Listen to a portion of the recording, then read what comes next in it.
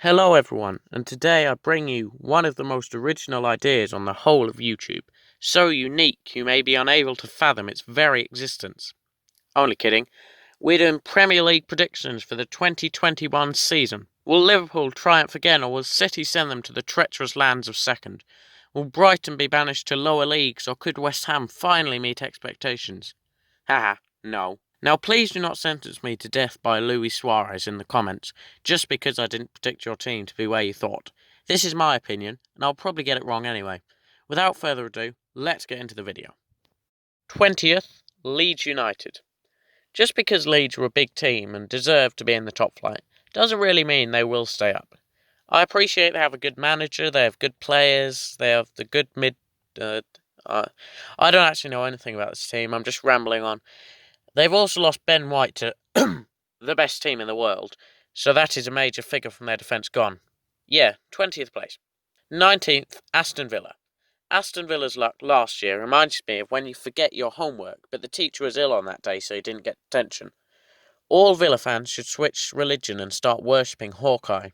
My point is, they stayed up by the skin of their teeth last year, and this year I just can't see them in the Premier League for too much longer. Wait, do teeth even have skin? 18th, Crystal Palace. Crystal Palace will not stay up this year.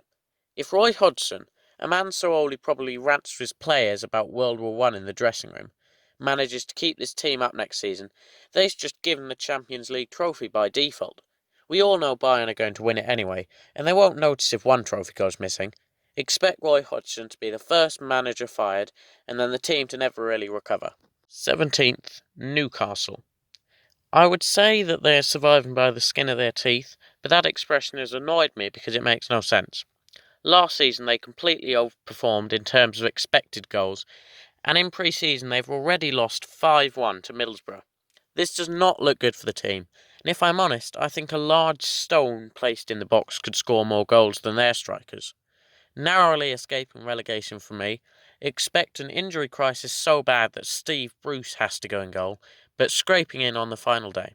16th, Fulham. When I was making notes on the teams in preparation for this video, I wrote nothing for Fulham.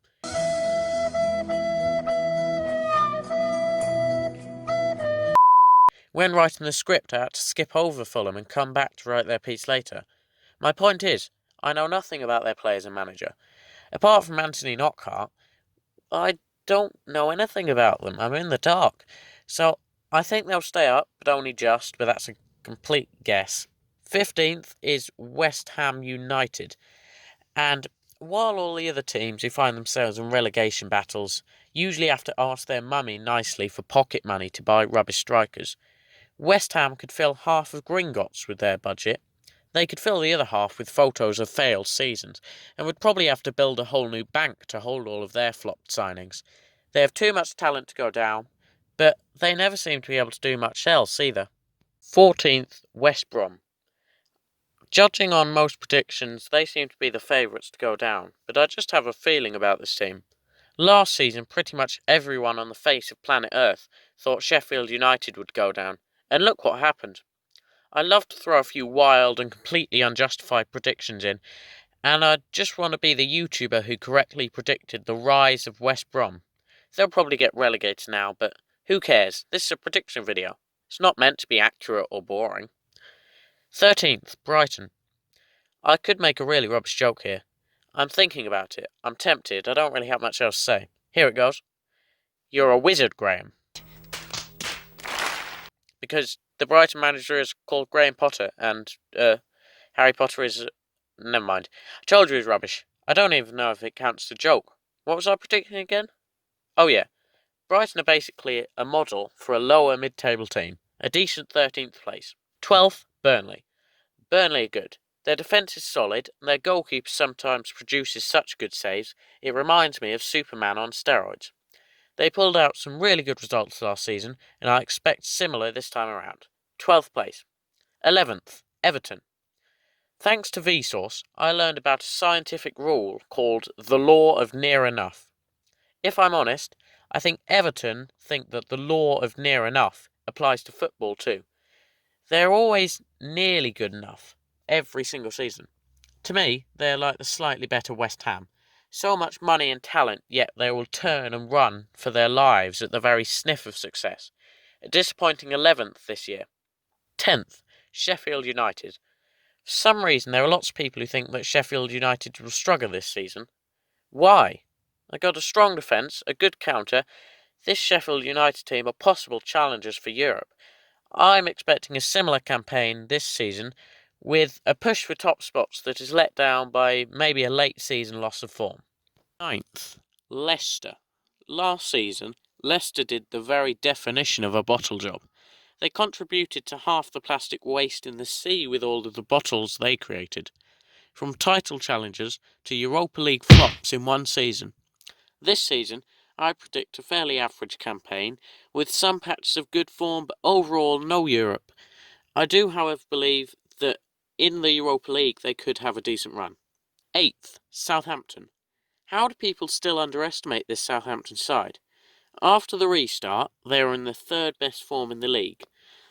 They had 9 away wins last season. That's the same amount of wins as Brighton had in total. As well as that, after they lost 9-0 to Leicester, they actually picked up more points than the Foxes. I expect them to be European challengers who just miss out. After all that, if you still think they're just any old mid-table team, then I think that you've probably had your brains blended and served to you with mashed potato. 7th, Tottenham. This season, Tottenham will finally see their trophy cabinet dusted off. Are you sure about that? In order to make sure the weight of the dust does not cause the shelf to collapse. I could actually see Tottenham pushing for Champions League earlier in the season, but ultimately Mourinho teams are too inconsistent, and in the Premier League that's just not good enough. 6th, Wolves.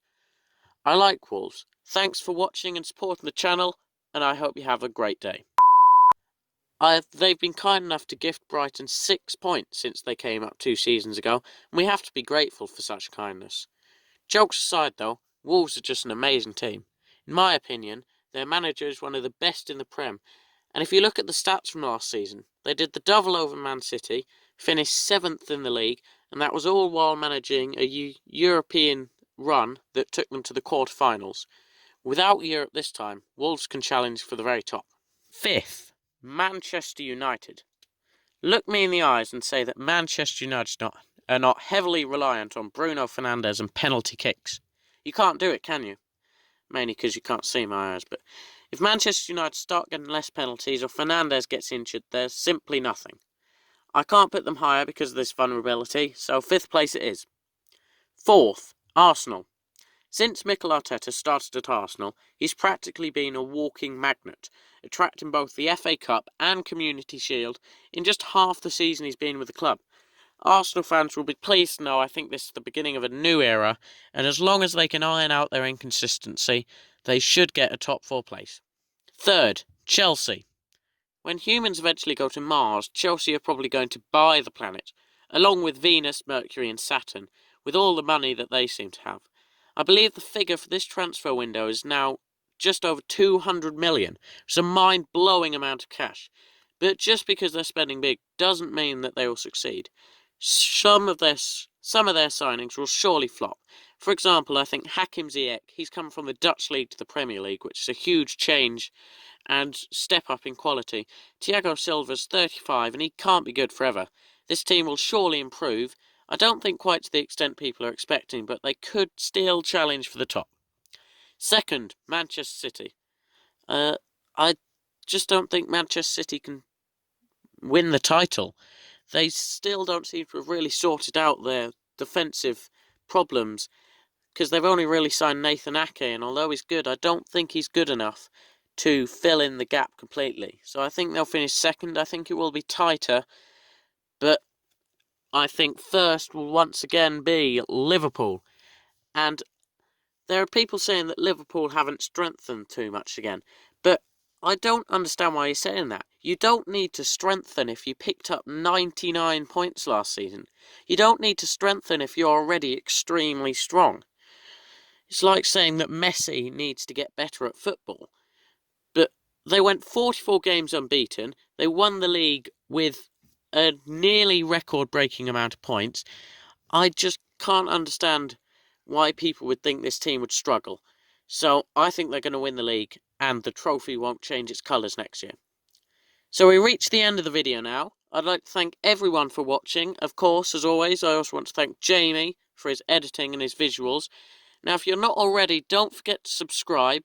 We would love to hit 50 subscribers by the new year if that's possible. Also, like the video if you enjoyed, and comment below your predictions. I would love to read them and find out what you think. Thanks for watching and supporting the channel, and I hope you have a great day.